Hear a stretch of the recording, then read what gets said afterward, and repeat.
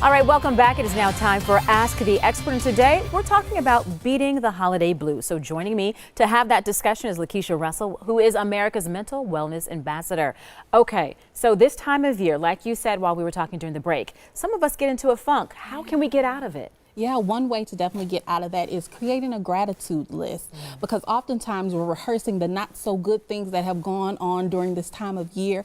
But if you take a moment to write down something that you're grateful for, whether it was something somebody shared or said, that will allow you to rehearse how you felt in that moment, which will ultimately help get you out of that funk. And it produces those endorphins, so those good hormones that we need. Yes.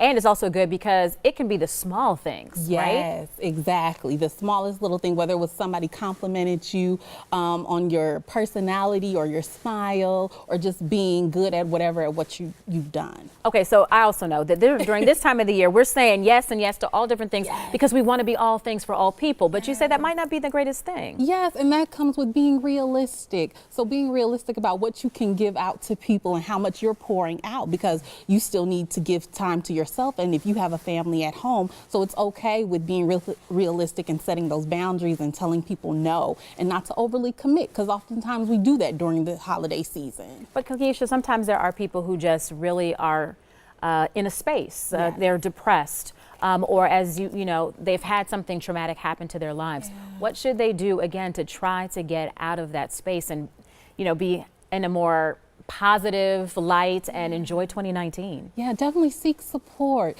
And so it's okay for you to reach out to your medical provider and let them know how you're feeling, especially if you're having feelings of increased hopelessness or despair or even suicidal thoughts. You definitely want to reach out to your medical provider or even contact a licensed professional counselor like myself. How do we beat the stigma to that, though? People being okay with asking for help. All right. Well, thank you for helping us to make 2019 hopefully a blessed year. All right. Well, thank you for joining us today on Live at 4. We have much more ahead on Live at 4:30.